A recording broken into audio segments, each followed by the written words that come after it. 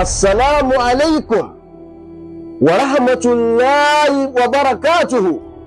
Ọpẹ́ ni fún Ọlọ́run ọba wa, ọba olùdarí ayé àti gbogbo tó wà nínú ẹ̀. Allahu akbar kabira. Ìkẹ́ ìjẹ́ kó máa bá ti aláyé lọ́wọ́ Ànábì wa Muhammad sallallahu alayhi wa sallam. Tá a bá wo dáadáa ibo là ń lọ lénìí, àní lórí ọ̀rọ̀ pé o gbúdọ̀ mú wà mẹ́sìn, o dẹ̀ gbúdọ̀ mẹ́sìn mọ́ wà. Bó bá lọ lẹ́sìn tó kí o jáwọ́ lọ tó gbà fún Ànábì wa Muhammad sallallahu alayhi wa sallam. Wallahi summa billahi, tó bá níwà Ọlọ́run lè jù ẹ́ síná látara ìníwà rẹ̀. Eléyìí tá a fẹ́ mú wá fún alẹ́ nìí, ìtàn arákùnrin kan tí wọ́n ń pè ní Alqama ni. A rí wípé látara àyà rẹ̀ ó kù díẹ̀ kó sorí ibú, ó dẹ̀ jẹ́nú àwọn sọ̀hábà Nabi Muhammad sallallahu alayhi wa sallam.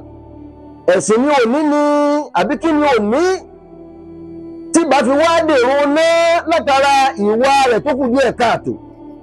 Kí ló ṣẹlẹ̀ pẹ̀lú Alqama náà ni wípé nígbà ó fẹ́ yàwó lọ fún wọ́n tí nìfẹ́ bá bẹ̀rẹ̀ sí ní sin ní wíní bá ń ṣe wèrè. La ilaha illallah, ó wá ṣe wèrè títí kò mẹ́ni tí ó ṣe wèrè lọ bá ọ̀dọ̀ ìyá ẹ̀ ló ṣe wèrè sí. Ìfẹ́ wá di lójú kò rí nàrí ìyá ẹ̀ mọ́. Ọlọ́run wá bínú sí i nítorí pé gbogbo ọmọ tí ìyá bá ti bínú sí láyé ìnira àánú Ọlọ́run, kódà gbogbo òun tó lè wò ó kí.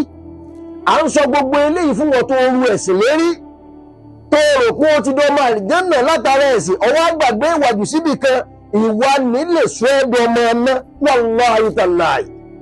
Gbogbo òru tó kí